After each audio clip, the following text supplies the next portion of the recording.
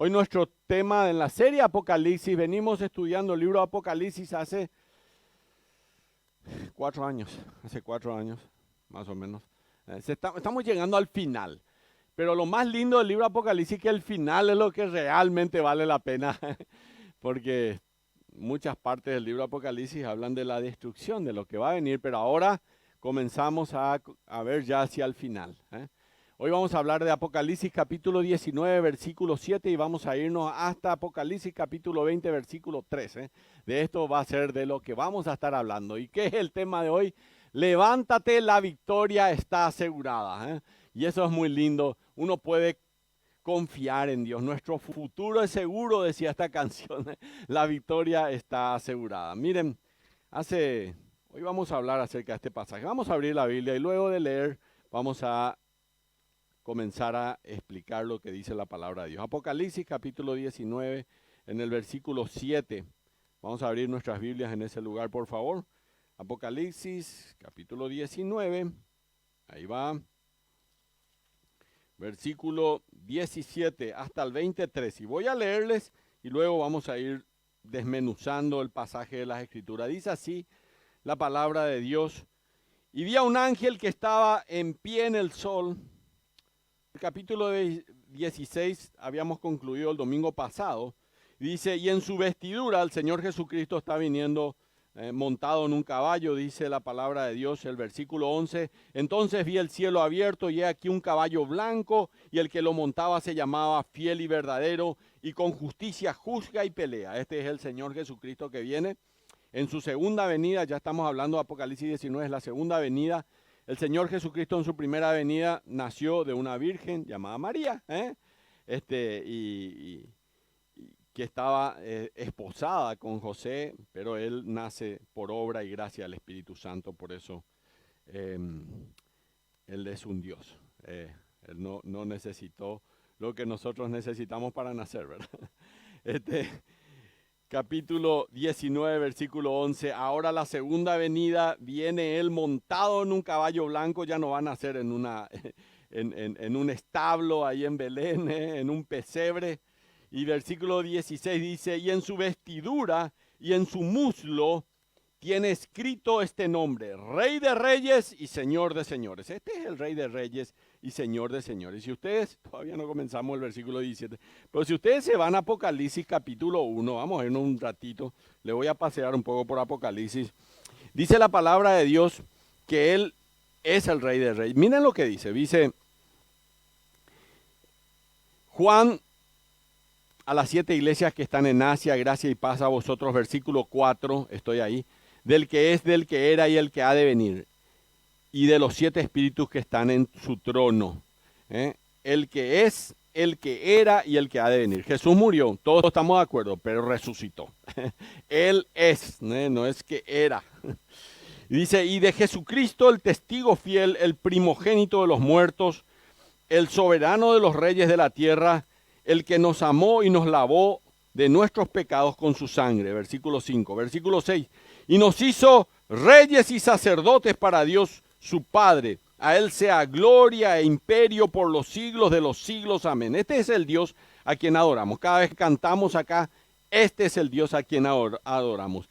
Y aquí que viene con las nubes y todo ojo le verá. Miren, la primera vez que Él vino... una estrella de Belén estuvo allí, todo lo que uno quiera. Hubo gente que vino, pero nadie le esperaba realmente al Señor Jesucristo. Aquella vez cuando vino por primera vez, toda la gente culta, toda la gente más preparada, ni les importó que Él venía, para nada. Tal es así que María no tenía... un lugar donde poder dar a luz a Jesús. Fue muy triste ese momento, ¿verdad? Así que le dijeron, allá hay un lugar en el establo, en un lugar donde están los animales y ahí podés irte y ahí dar a luz. Y sin embargo era el Rey de Reyes, el Señor de Señores, el que nacía allí como bebé en aquel día. Bueno, pero hoy, acá ya nos está diciendo que la próxima vez que Él venga ya no va a venir así.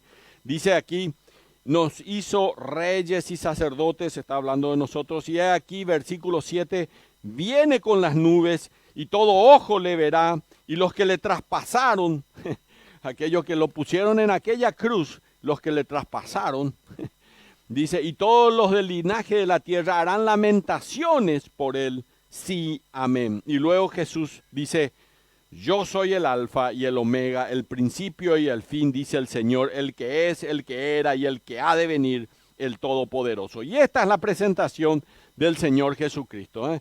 Apocalipsis es un libro que lo pone al Señor Jesucristo en el peldaño de quien realmente es Él, el Rey de Reyes, el Señor de Señores, la segunda persona de la Trinidad. Vamos a ir a Apocalipsis 19 nuevamente, versículo 17. Dice así la palabra de Dios.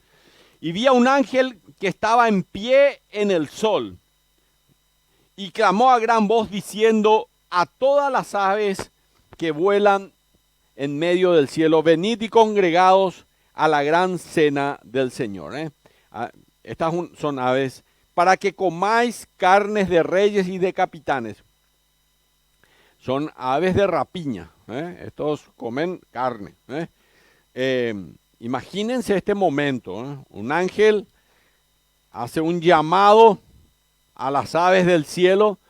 Los ejércitos, enseguida voy a contarles, comienzan a aproximarse hasta Armagedón. Hoy vamos a hablar de Armagedón.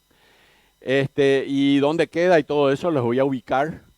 Imagínense ese momento y repentinamente se oscurece el cielo porque un montón de aves de todo el mundo, es lo que dice la Biblia, están comenzando a llegar a ese lugar. Impresionante va a ser este momento.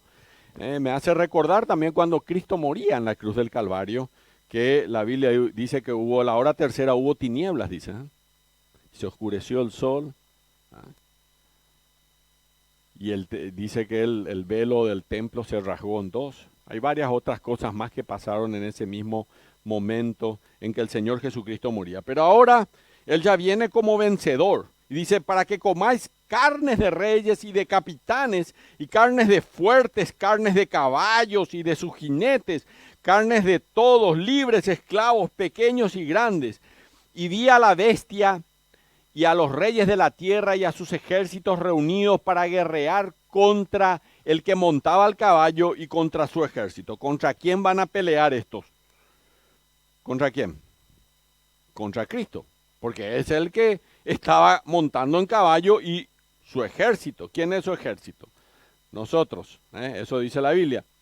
Y la bestia fue apresada y con ella el falso profeta que había hecho delante de ella las señales. El falso profeta de hecho hace señales, milagros, todo eso, y les va a engañar a mucha gente porque está haciendo milagros, imagínate, en los cuales había engañado a los que hicieron la marca de la bestia, que es el 666, un poquito capítulos anteriores, capítulo 13, capítulo 14, habla de la marca de la bestia, y habían adorado su imagen.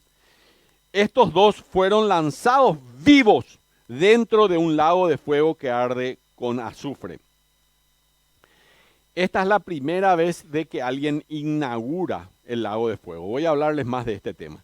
Y los demás fueron muertos con la espada que salían de la boca del que montaba el caballo, y todas las aves se saciaron de la carne de ellos. O sea, se llenaron ya de la sangre, de la carne, ya no podían comer más las aves.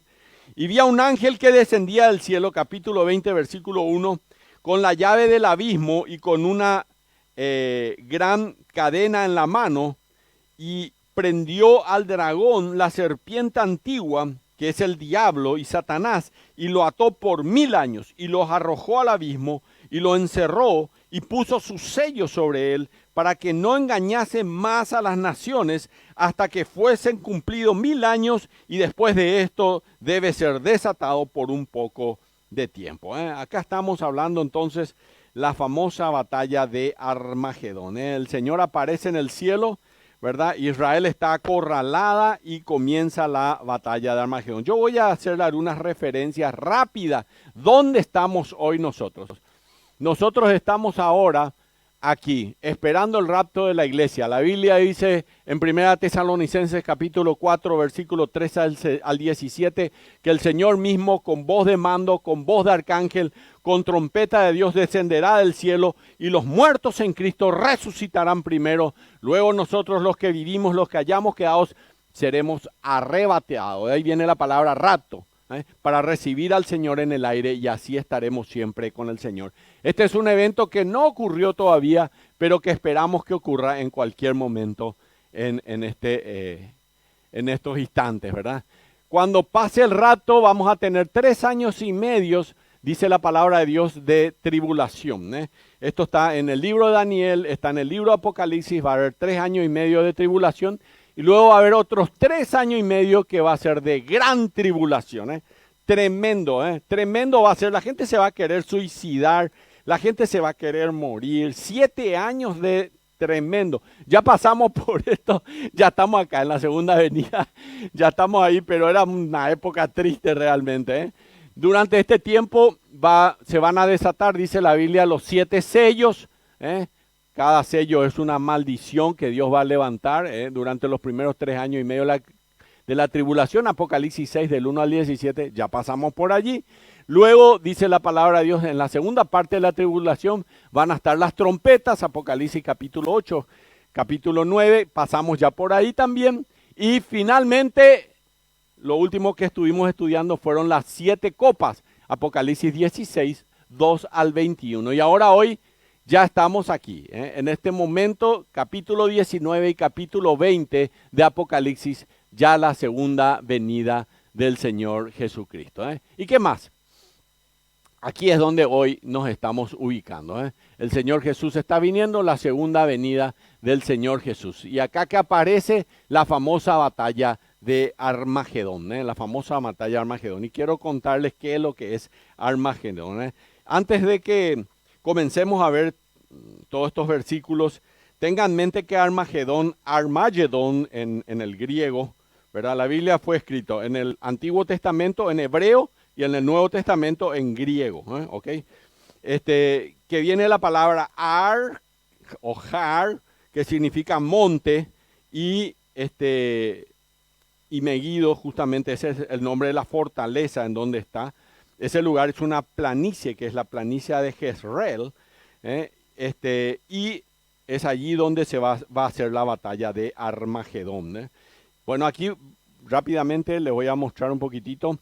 En Armagedón van a subir, según lo que dice la palabra de Dios. Acá estamos hablando de algunas profecías. Las profecías de Ezequiel, las profecías de Daniel, las profecías de Jeremías y desde luego Apocalipsis, ¿verdad? Y todas hablan de la misma cosa. Jeremías, Ezequiel, Daniel escribieron esto 1000 años antes de Cristo. 1000 años o 1500 años en algunos casos antes de Cristo.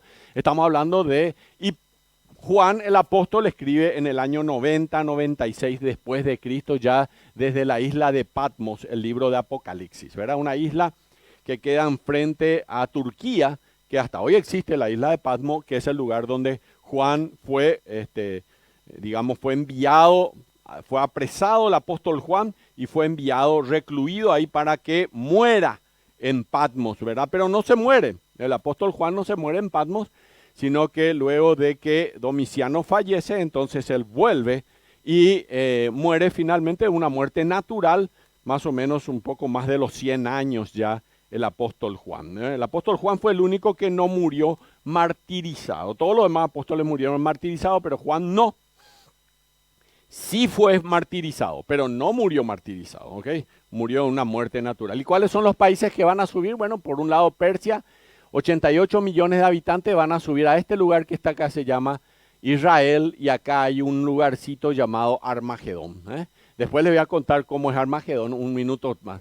También Magog, que es un poco Asia Central, 90 millones de habitantes. Ros, que es Rusia, desde luego se entiende muy rápidamente. La traducción es así, 143 millones de habitantes. Mesec, Tubal y Togarma, todo el sector de Turquía, 85 millones de habitantes, todo esto van a subir contra Israel. Todo el sector de Libia y Cus, ¿verdad? Sudán, y Libia, que también van a subir. Todo esto da un total más o menos contra Israel, que tiene hoy 9 millones de habitantes, un poquito más que Paraguay, 9.3 millones de habitantes. Van a ser en total 458 millones contra 9 millones. Esta es la batalla de Armagedón, una batalla totalmente dispareja. Y va a ser tal el momento en el cual estamos viendo acá, que Israel también está olvidándose de Dios. No vayan a creer que ellos adoran a Dios, ni ahí. Ellos también están, tuvimos la oportunidad con mi esposa y mi hija de viajar a Israel y teníamos hambre caminando por la ciudad por la capital, que no me viene el nombre ahora. ¿Cómo era? Tel Aviv, estábamos en Tel Aviv. Y nos vamos caminando y entonces muy, muy lindo era el lugar, ¿verdad? Y qué lindo lugar. Vamos a buscar un lugar para almorzar. Esta era de día. Vamos a almorzar en algún lugar acá. Al día siguiente, a la tarde realmente salíamos a expediciones por toda Israel para conocer.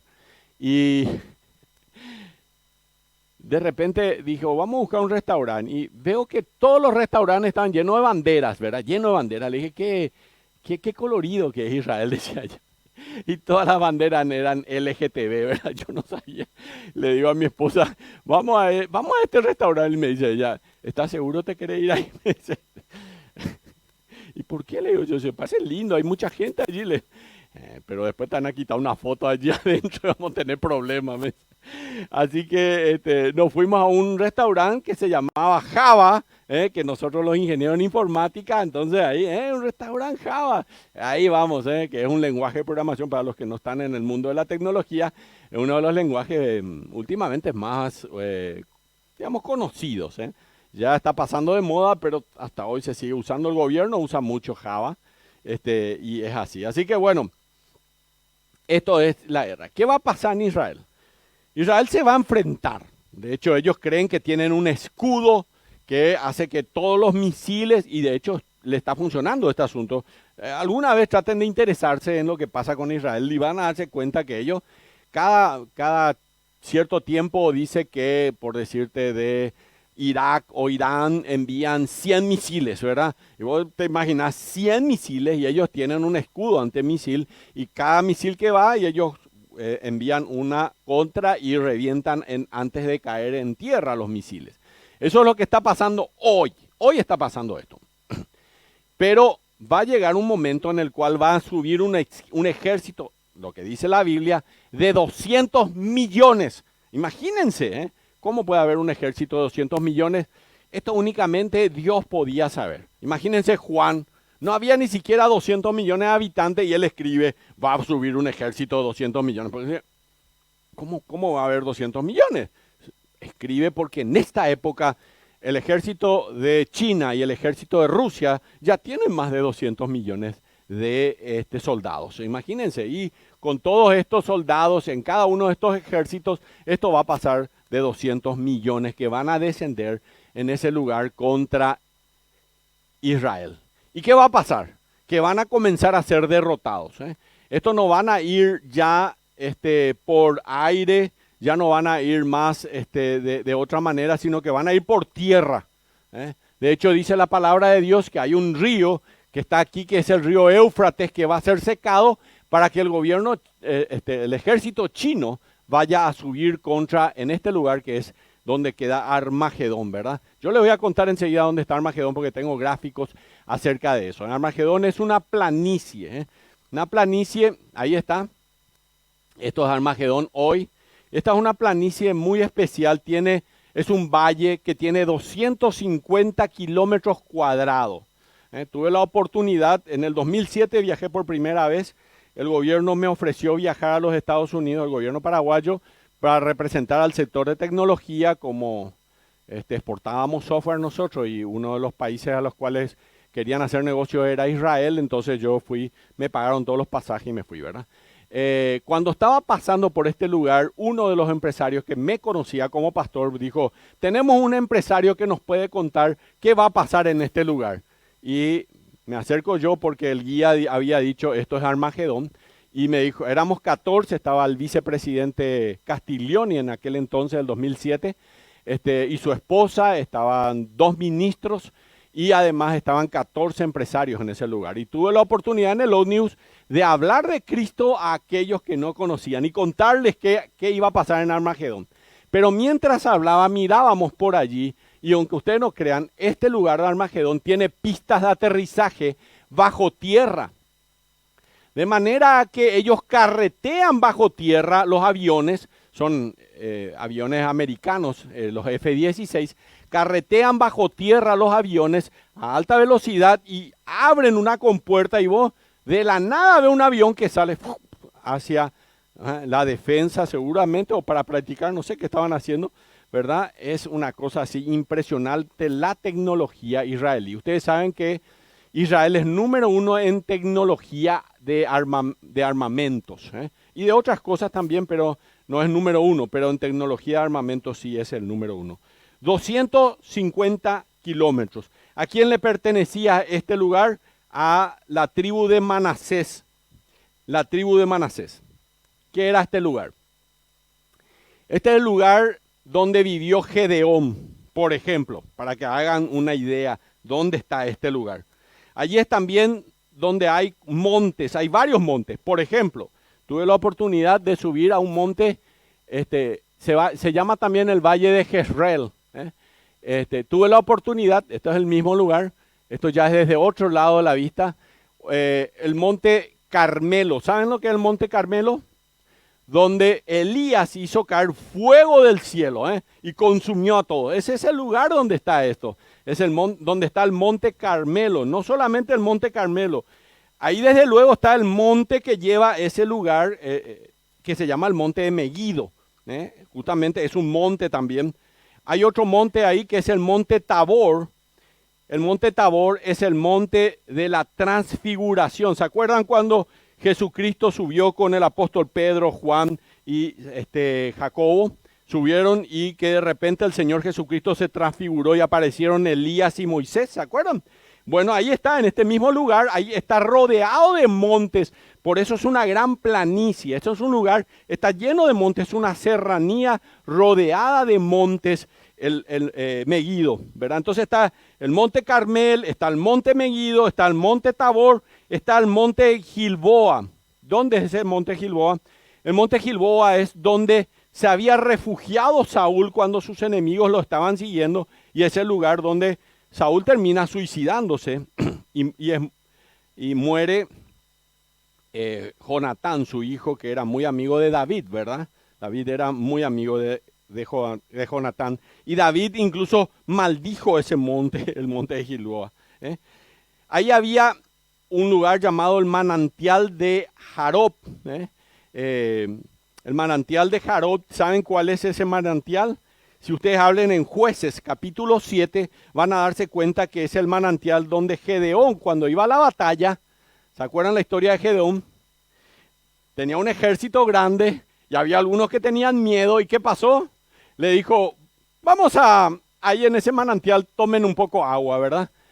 ¿Y qué pasó? Que ahí él eligió a los 300 hombres que no doblaron sus rodillas delante de ese manantial. Imagínense, este es el manantial de Jarot, ¿verdad? Está también en ese mismo lugar, es el lugar donde escogió ahí. Y hay un arroyo en el medio muy finito que ya no se ve, prácticamente ¿cómo te puedo decir? Se le acabó el agua a este lugar. Es el manantial, es donde cuando Elías hace caer fuego del cielo y consume el holocausto, en ese momento, ¿qué hace él después? Los mata a los 450 sacerdotes de Baal y a los 400 sacerdotes de Acera. 850 muertos hubo en ese momento, entre paréntesis. ¿Y dónde lo hizo él? En ese arroyo que es el arroyo Nahal Irón, ¿verdad? Donde Elías mata ahí a los 400 profetas de Baal. Así que allí es donde se encuentra el valle de Jezreel. ¿Dónde queda esto? Megiddo, miren, si ustedes ven aquí Jerusalén, ¿vieron? Ahí está Jerusalén, ¿vieron? Aquí está, en esta zona, está Cisjordania, aquí está Siria y el Líbano, la patria de mis abuelos, está un poquito arriba, ¿verdad? Este es el lugar de Meguido. Ahí está Meguido. Es un lugar de la tribu de Manasés, ¿verdad? Está cerca de Cesarea, de Filipos, ¿verdad? Y bueno, este es el lugar. Y muy cerca del mar de Galilea, Meguido está muy cerca de Galilea, el mar de Galilea, ¿verdad? La zona de Galilea, no es el mar de Galilea, es este que está acá. La zona de Galilea, toda esta zona donde está la Decápolis, que son 10 ciudades que estaban alrededor del mar de Galilea. Se ubicaron ya, Creo que me dediqué a tratar de entender dónde queda esto, para que no sea, leo la Biblia y de qué está hablando la Biblia. Esto es Meguido, señores, para que sepan dónde es. 250 kilómetros cuadrados es ese lugar. Miren, Nabucodonosor peleó en esta región y también lo hizo el faraón egipto Ramsés. Tito, el general romano que finalmente tomó Jerusalén, también peleó allí. Lo hizo también Pompeya. También Ricardo, el famoso Ricardo Corazón de León, también peleó en Armagedón. Y Napoleón Bonaparte dijo que ese era el mejor campo de batalla natural del mundo, dijo el francés Napoleón Bonaparte. Imagínense, de hecho, uno se acerca a esa zona. Napoleón hizo bastantes cosas en Israel, sobre todo en Tel Aviv, en la entrada donde allí se hacía, en Tel Aviv, subían las maderas. El templo de Jerusalén fue construido con maderas del Líbano, con maderas del Líbano, los cedros del Líbano. Luego ves, la bandera del Líbano tiene un cedro en primer lugar, porque eso era ¿cómo te puedo decir? Símbolo del Líbano, ¿verdad? Y eso bajaban por, los troncos bajaban por el mar Mediterráneo, hasta el lugar donde está Tel Aviv, y allí alzaban más o menos unos 12 kilómetros hacia Jerusalén para levantar a donde estaba el templo de Salomón, el templo de Jerusalén, ¿verdad? En ese lugar. Un poco para ubicarles rápidamente. Así que ninguno de los antiguos guerreros vio una batalla nunca como la batalla de Armagedón. Dios va a traer todo el mundo a esa batalla. El mundo ha deseado pelear contra Dios desde los tiempos de Babel. ¿Se acuerdan de la Torre de Babel? Ya hicieron algo porque le querían ya alcanzar a Dios y pelear contra él ya. Y ahora, en la batalla de Armagedón, el tiempo ha llegado, van a decir ellos. Cristo y su novia, que es la iglesia, la esposa del Cordero, Efesios capítulo 5, dice la Biblia que la iglesia es la esposa del Cordero. Cristo y su novia están descendiendo para ganar esta batalla sobre el anticristo. La victoria está asegurada, mientras que los ejércitos del mundo reciben fuerza y dirección del mismo Satanás. Imagínense, y lo más notable en esta batalla es que solo será necesario que el ejército pelee, porque no va a ser necesario que el ejército pelee, porque Cristo va a derrotar al enemigo. Esto es lo que va a suceder. Seremos entonces nosotros testigos.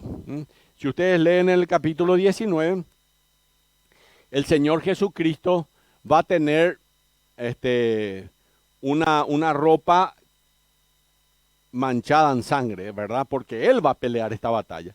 Mientras que nosotros, que vamos a venir también en caballo blanco, dice el capítulo 19, aquellos que somos hijos de Dios, dice la palabra de Dios que vamos a tener blanco, vestidos linos, finos y resplandecentes. Nosotros no vamos a hacer nada porque no es necesario ayudarle a Dios. Dios no necesita ayuda. ¿Ustedes creen que le vamos a necesitar nosotros darle una manito a Dios? No vamos a necesitar nada de ninguna mano realmente. Dios no necesita ninguna de estas cosas. Así que seremos testigos, en primer lugar, de esto.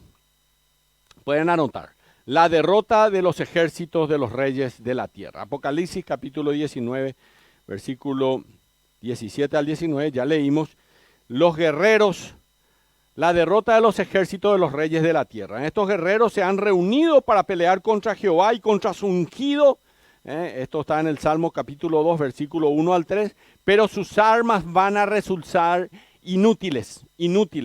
La batalla va a resultar en una masacre, en un banquete. 200 millones van a subir ahí. Estos son los ejércitos. Y va a ser un banquete para las aves de rapiña. Tan grande va a ser la matanza de Armagedón que un ángel le dice a las aves o los buitres del cielo que se congreguen para que coman de la carne que caen de la batalla. Entre las víctimas va a haber reyes, dice la Biblia, va a haber capitanes, va a haber hombres poderosos, va a haber caballos, va a haber jinetes, va a haber esclavos y va a haber libres. Miren, esto que haya reyes no me llama mucho la atención a mí últimamente, ¿verdad? Imagínense. ¿Se acuerdan el caso ahora de un submarino Titán que murieron? ¿Cuánto se gastó para que uno suba allí? Creo que era $500,000 el pasaje. Si vos querés, son 5 personas que pagaron, ¿verdad? Era mucha plata. Y para morir, ¿verdad? Y hoy día todos estos juegos, a la gente que tiene dinero le gusta hacer juegos de este tipo. Arriesgados, ¿verdad? Bueno, no me llama la atención. También cuando el Titanic, estaban ahí, ¿quiénes eran los que iban en la primera clase? Gente de mucho dinero, ¿verdad? Los que podían pagar un pasaje en el Titanic eran gente de mucho dinero. Bueno, ellos decían que ese era un barco irrompible, indestructible. Bueno, muchos van a ir a esa guerra, quizás no sabemos cuál va a ser el armamento, no sabemos cuándo va a ocurrir la batalla de Armagedón. La venida del Señor Jesucristo, su segunda venida es pronto, no sabemos cuándo, pero es pronto. La Biblia dice el día y la hora nadie sabe, así que no nos vamos a poner a hacer numerología hoy en la iglesia. Decimos, probablemente sea esta semana. No podemos saber, Dios sabe, y Él mismo lo dejó en secreto y me parece muy bien que Él quiera que no sepamos. ¿Saben por qué Él hace esto? Porque quiere que cada día vos vivas esperando su venida, esperando que Él puede venir hoy. ¿Qué harías si hoy ya no te va a servir más ni el dinero, no te va a servir más tu trabajo, no te va a servir más tu casa, no te va a servir más nada? Vos sabes que hoy viene el Señor Jesucristo. ¿Qué harías? Yo saldría a hablar de Cristo a más personas para que ellos también comprendan que el único medio de salvación, como dice el apóstol Pedro, en ningún otro hay salvación porque no hay otro nombre bajo el cielo dado a los hombres en quien podamos ser salvos. Eso lo dijo el apóstol Pedro. No hay otro nombre bajo el cielo dado a los hombres en que podamos ser salvos. Y esa es la única manera. Ya cuando hoy, esta mañana, comencé hablando acerca de Juan capítulo 3, un hombre muy religioso llamado Nicodemo se acerca a Juan y le dice, Maestro, sabemos que has venido de Dios, porque nadie puede hacer las señales que tú haces si no está Dios con él. Maestro, Jesús era maestro, sí, claro que era maestro, pero no era solo maestro. Le podían haber dicho, como le dijo la mujer samaritana, parece que tú eres profeta. Está bien, era profeta también el Señor Jesucristo. Mateo capítulo 24, Mateo capítulo 25, Él da toda la profecía acerca de Armagedón, entre paréntesis, que no vamos a poder tocarlo hoy. Pero Él no era maestro solamente, Él no era profeta solamente. Él es el Hijo de Dios, Él es Dios mismo. Y si yo supiera que hoy es ese día, ¿saben qué dice el apóstol Pablo? Que ese día está cerca. ¿Y saben qué dice él? Que tenemos que estar atentos, porque puede ser hoy mismo. Si oyeres hoy su voz, no endurezcáis vuestros corazones. Me gustaría orar ahora. Un minuto nada más. Si no estás seguro o segura de que si hoy morís o si viene el Señor vas a ir al cielo, Él te quiere dar la seguridad hoy. Él quiere que hoy le digas al Señor, Señor, yo soy un pecador o una pecadora. Y a mí me gustaría un día pasar la eternidad contigo. Gracias por morir por mí. Gracias por pagar el precio de mis pecados. Gracias por morir en la cruz y derramar tu sangre. Y decirle así al Señor Jesús, hoy, Padre bendito. Decirle allí en tu corazón. No hace falta que lo hagas en voz alta, pero repetí ahí en tu corazón y decirle así, Señor Jesús, te pido perdón por mis pecados. Abro la puerta de mi corazón. Acepto a Jesús como mi Salvador personal. Me arrepiento, Señor, de todo corazón. Y hoy te doy gracias por perdonar mis pecados. Gracias porque necesito la paz contigo. Necesito de ti, Señor. Yo te necesito, Señor. Te necesito. Perdóname, Señor. De todo corazón te pido perdón. En el nombre de Jesús. Amén. La Biblia dice en el apóstol en 2 Corintios 5:17 dice así. Si alguno está en Cristo, nueva criatura es. Jesús le dijo a Nicodemos, te es necesario nacer de nuevo. Así que si alguien hoy oró esa oración, Dios hizo paz contigo y está en tu corazón, porque Él vino a tu vida. Amén.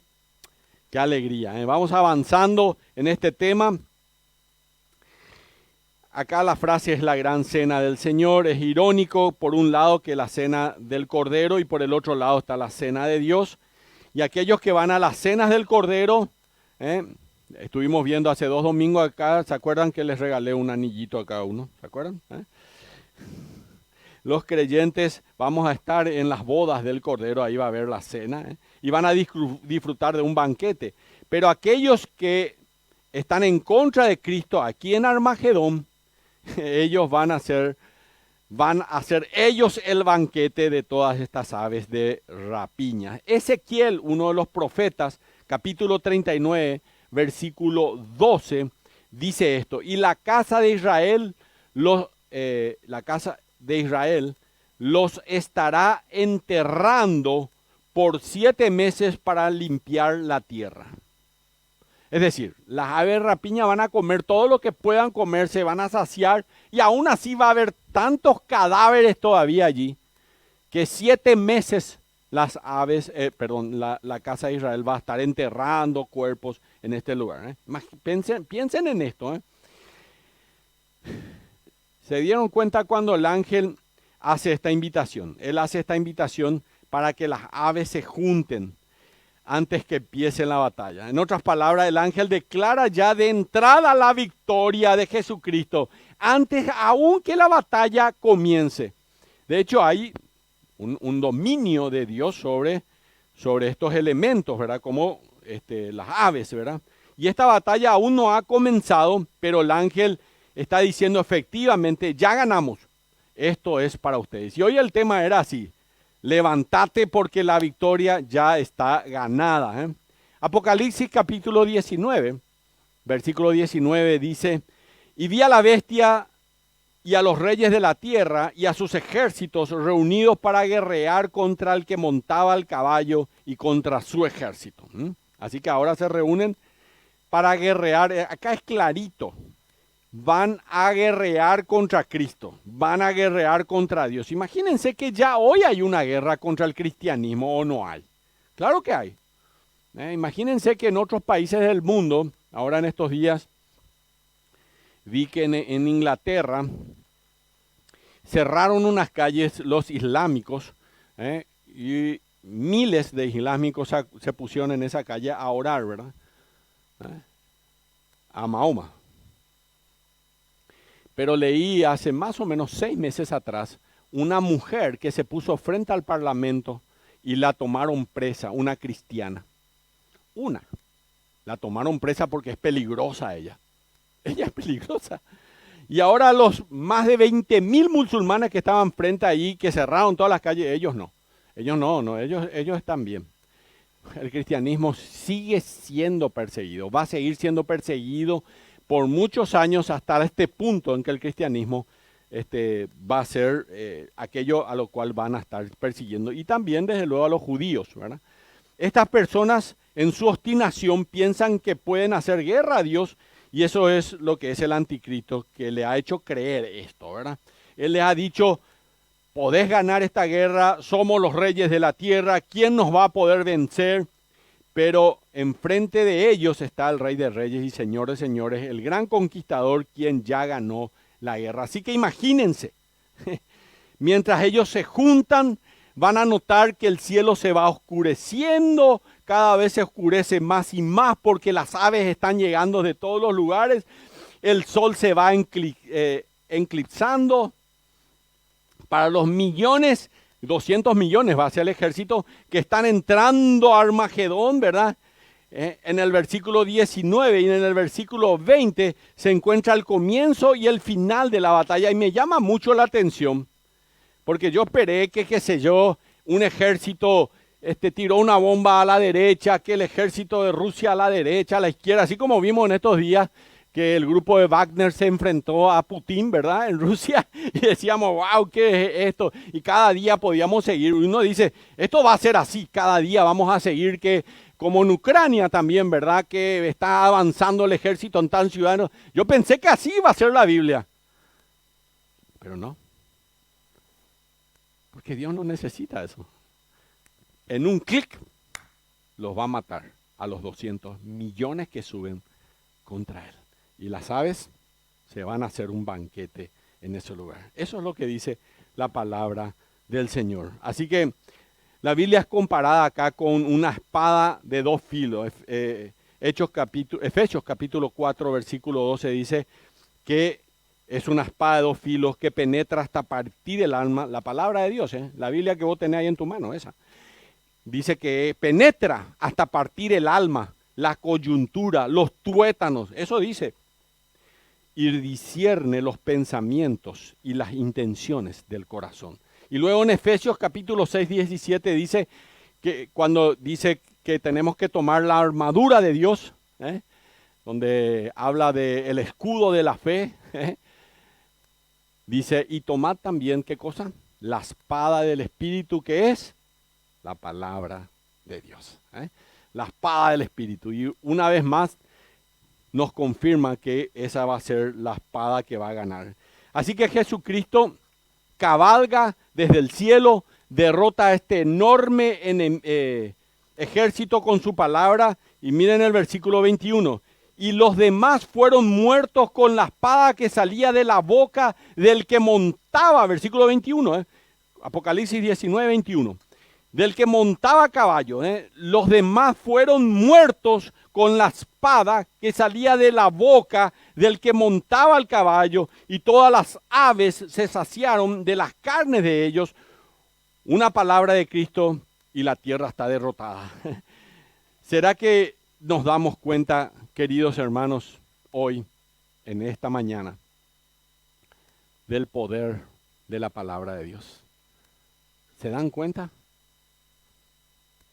Lo impresionante que es la palabra de Dios. La espada del Espíritu. Tremendo. Yo creo que este es un buen momento para decirle al Señor: Señor, a veces no le di importancia a tu palabra, pero hoy me doy cuenta cuán válida realmente. Y miren, en Marcos capítulo 6, capítulo 4, versículo 39, el Señor Jesucristo estaba durmiendo en una barca. Los apóstoles viene una tormenta, los apóstoles están allí teniendo unos problemas y uno de ellos se acerca: Señor, ¿cómo es que duermes sabiendo tanta tormenta? ¿Y qué hizo el Señor Jesucristo? Se levantó y le dijo a los vientos: calla y enmudece. Con su palabra, ¿qué hizo? Se calmaron. Lucas capítulo 5, en el versículo 24, Jesucristo se acerca a un hombre paralizado y le dice así: levántate, toma tu lecho y vete a tu casa. Y al instante el hombre se levantó y se fue a su casa, con su palabra. Marcos capítulo 5, versículo 41, Jesucristo estaba caminando y se pasa un funeral frente a él y él le ve a la madre llorando porque era una joven. Y él le dice así: niña, a ti te digo, levántate. Y hoy yo les digo a ustedes, señores, tenemos al poder de la palabra, el mismo poder acá sobre este púlpito y ustedes en sus bancos. Levántense. Tenemos el poder de la palabra. Niña, a ti te digo, levántate. Y al instante ella respiró y abrió sus ojos y miró el rostro del Señor Jesucristo, desde luego, que Él es la resurrección y la vida. Jesucristo interrumpió otros funerales y Él perturbó cada cementerio que visitó, porque Él es la vida y Él puede dar vida con una sola palabra. ¿Se acuerdan cuando en la historia del rico y Lázaro? ¿Qué le dijo a Lázaro? Lázaro, a ti te digo, levántate. Y con eso se levantó y salió. Todo vendado estaba Lázaro. Ya era de 4 días, dice que tenía olor ya su cadáver. Se levantó. Él es con su palabra. Por eso el apóstol Juan dijo en Juan capítulo 1, en el principio era el verbo. Y el verbo, la palabra, el verbo. Los verbos, ¿qué hacen los verbos? Acción, señores. Si ustedes ven en una oración, un verbo es lo que hace la acción. Y el verbo era Dios y el verbo era con Dios. Juan capítulo 1, versículo 1, 2 y 3. Este era en el principio con Dios. Todas las cosas por Él fueron hechas, por el verbo, por la palabra. Y sin Él, nada de lo que fue hecho hubiera sido hecho. Y luego dice en el versículo 14, y aquel verbo fue hecho carne. ¿Quién es ese verbo hecho carne? El Señor Jesucristo. Y habitó entre nosotros y vimos su gloria. Gloria como el unigénito del Padre, lleno de gracia y de verdad. Este es el verbo. Esta es la palabra. Y esa palabra la tenemos nosotros aquí, la palabra de Dios. Así que Jesucristo cabalga desde el cielo, derrota a sus enemigos, pero también todos los hombres, demonios y demonios poderosos juntos no van a ser suficientemente fuertes como para soportar una sola palabra de Cristo. Una palabra, y los ejércitos del mundo se convierten en comida de pájaros. Y así comienza la gran cena de Dios y la derrota de los ejércitos. Así que, según este pasaje, todos mueren excepto 2 personas. La bestia y el anticristo, o el anticristo y el falso profeta. Y así que veamos rápidamente el destino de la bestia y el falso profeta. Dice Lucas capítulo 16, versículo 23, y el Hades alzó sus ojos estando en tormento y vio de lejos a Abraham y a Lázaro en su seno. Así que esta es la historia del rico y Lázaro, ¿se acuerdan? Lázaro murió y fue llevado por los ángeles, dice la Biblia, al seno de Abraham. Y luego muere. Vamos a hablar mucho de esto. Les adelanto. Hay una campaña, esperamos en 3 semanas más, acerca del cielo. Vamos a estudiar qué dice la Biblia acerca de cómo va a ser el cielo. Durante 6 semanas. La verdad que no vamos a terminar, hay más. Aunque usted no lo crea, hay tanto que vamos a aprender en la Biblia que va a ser increíble todo lo que van a aprender acerca de cómo va a ser el cielo, cómo va a ser el lugar a donde vamos, ese lugar maravilloso que Él fue a preparar. Ya lo dijo en Juan capítulo 14, versículo 1 y 2, el Señor Jesucristo dijo: ¿por qué se entristece vuestros corazones? Creed en Dios, creed también en mí, dijo el Señor Jesús. En la casa de mi Padre muchas moradas hay. Si así no fuera, lo hubiera dicho yo, dice el Señor Jesús. Y yo siempre le dije la verdad. Voy pues a preparar lugar para vosotros. Qué bueno, ¿eh? Él se fue a preparar hace 2000 años un lugar para mí. Ya debe estar terminado. Debe estar esperándome, ¿eh? Así que uno anhela llegar a su patria celestial, ¿eh? Dice el libro de Hebreos que los grandes héroes de la fe, dice que se movían, sobre todo Abraham, porque ellos esperaban una ciudad cuyo arquitecto y constructor es Dios. Esa ciudad no tiene problema de desagüe cloacal, no tiene problema de los semáforos, no hay nada de eso, porque el arquitecto y constructor es Dios. Imagínense. Así que el destino del falso profeta y de la bestia. Rápidamente dice la palabra de Dios, Juan capítulo, no es Juan, Apocalipsis capítulo 19, versículo 20, el apóstol Juan escribe el libro Apocalipsis.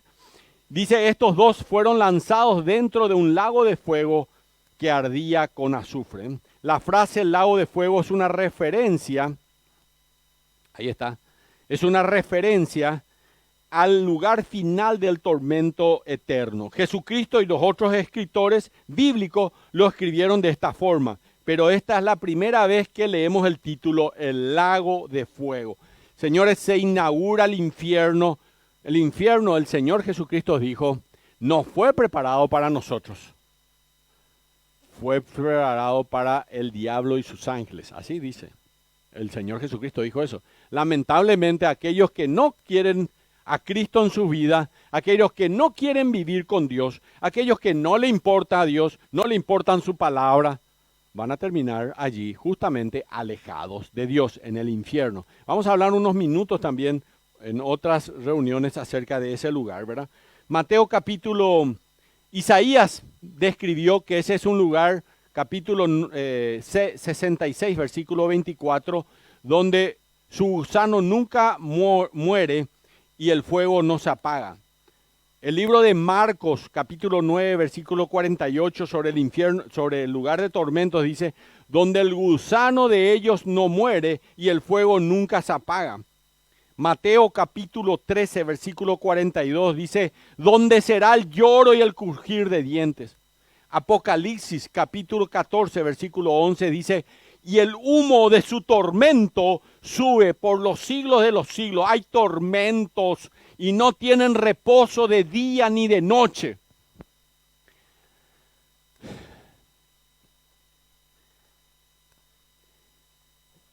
Yo tengo mucho miedo. Sobre todo de nuestros jóvenes. Muchos de ellos nacieron en esta iglesia.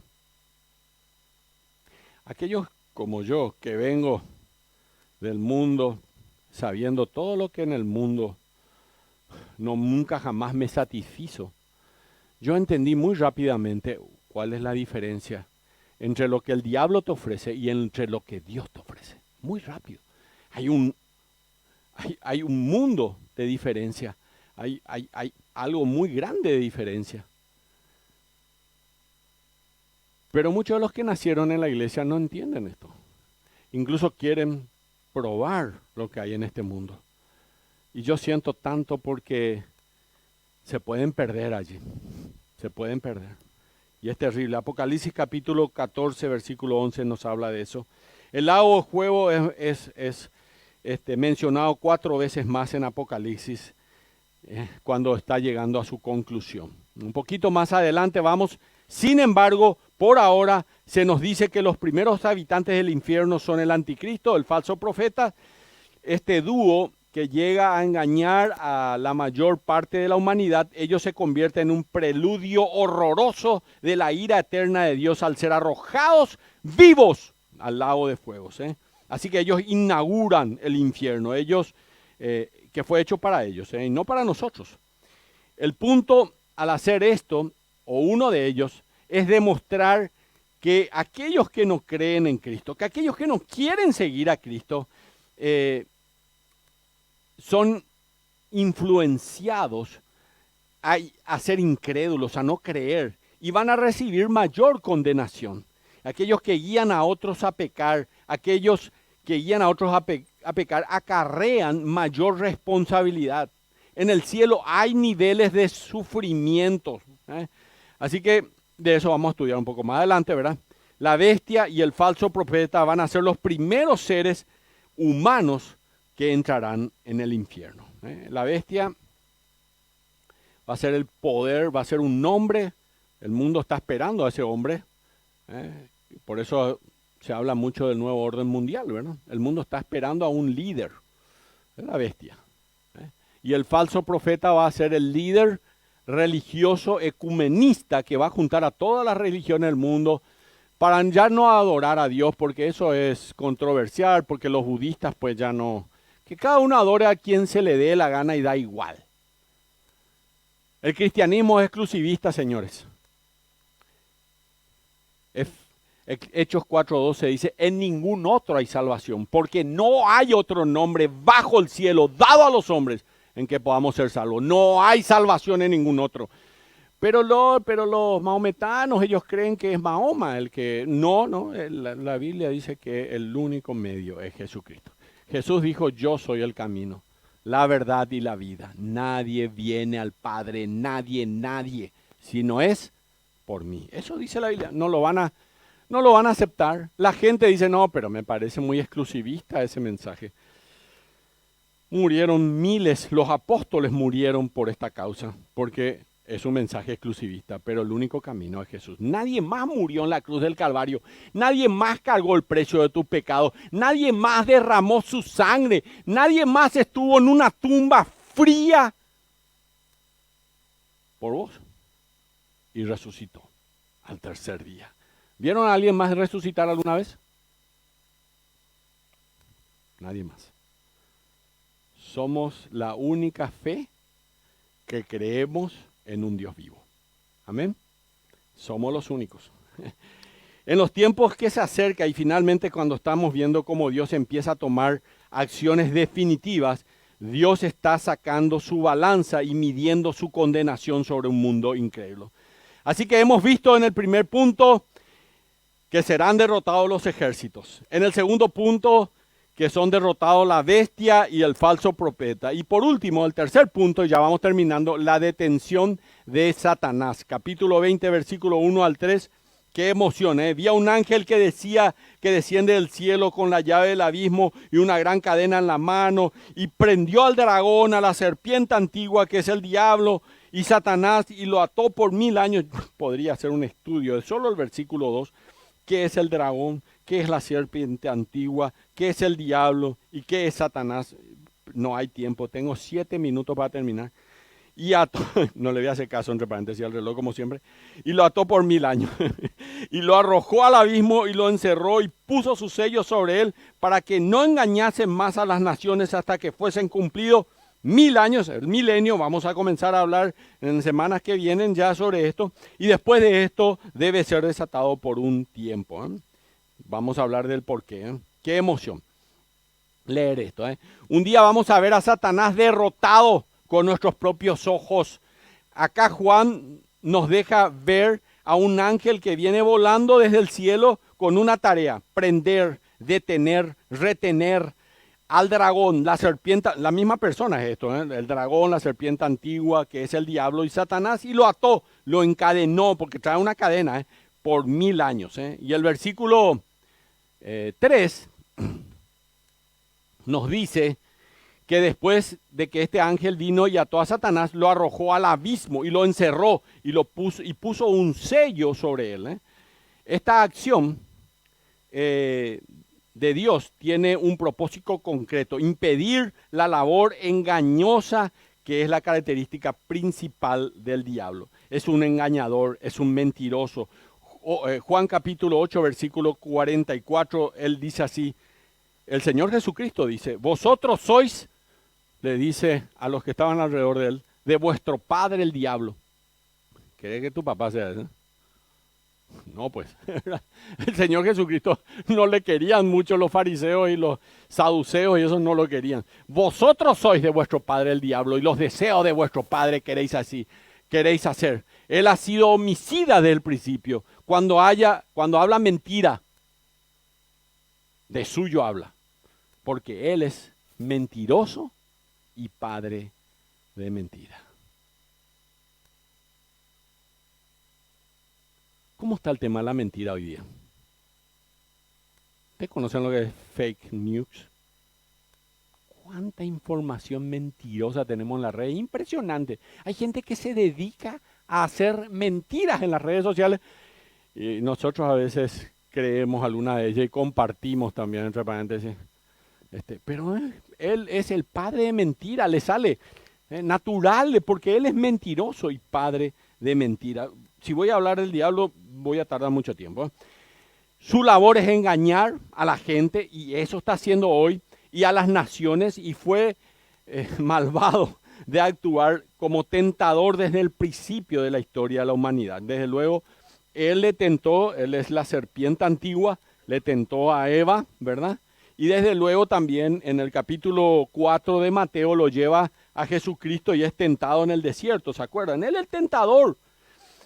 Pero luego de 1000 años él va a ser soltado y va a recibir su sentencia final y eterna. Todavía no voy a tocar ese tema porque va a ser mucho tiempo. Nosotros podemos hoy disfrutar, queridos hermanos, escuchen lo que les voy a decir.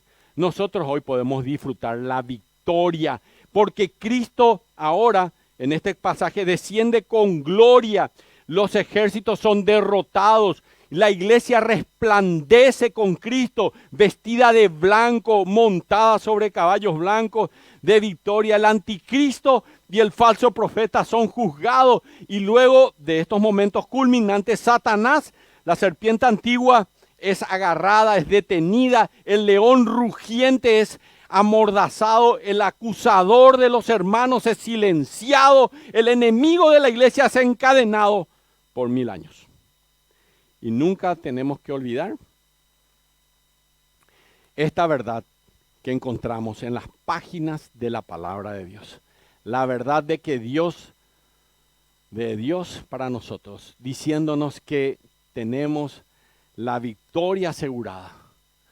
Juan 4:4, primera de Juan dice, mayor es el que está en nosotros que el que está en el mundo. Amén. Yo creo que es así. Jesucristo y sus santos ganan. Y no solo ganamos, sino que conquistamos. Nosotros ya hemos vencido. Tienen que estar del lado del vencedor. Tienen que estar del lado de aquel que ya ha derrotado al enemigo. No el que va a derrotar. Él ya ha derrotado.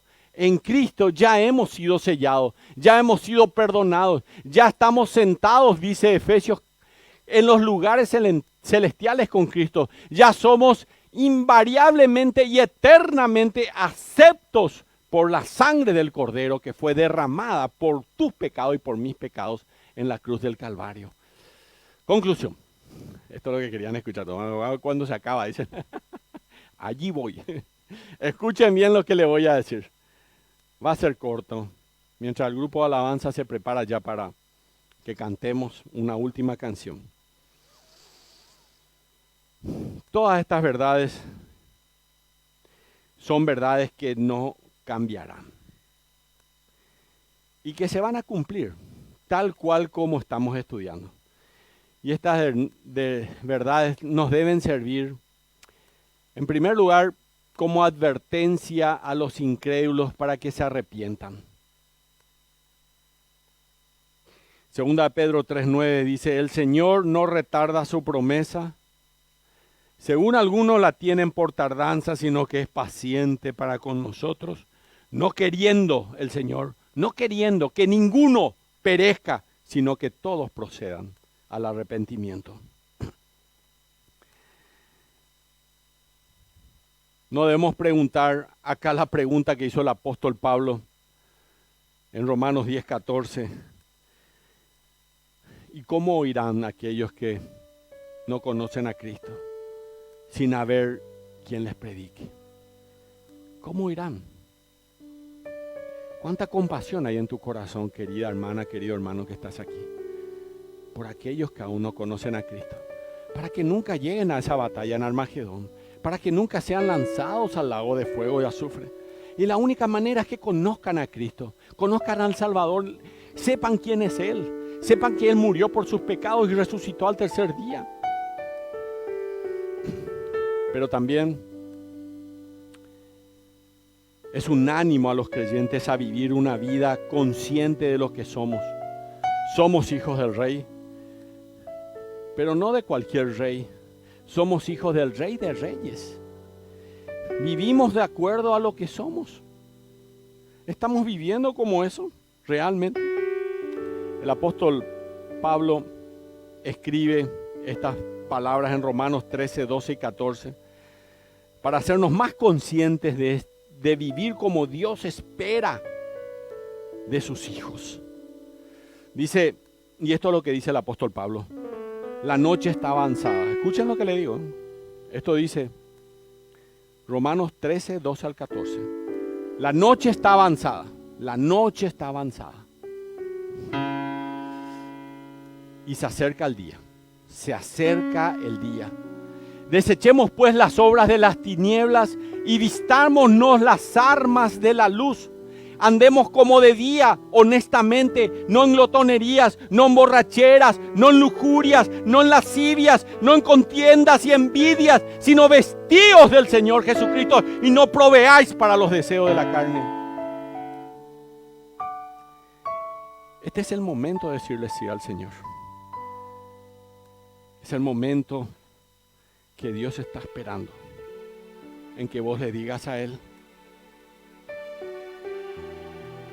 yo me rindo a ti, Señor. Yo me rindo a Él. Como dice este viejo himno, todo a Cristo, yo me rindo con el fin de serle fiel. Para siempre quiero amarle y agradarle solo a Él.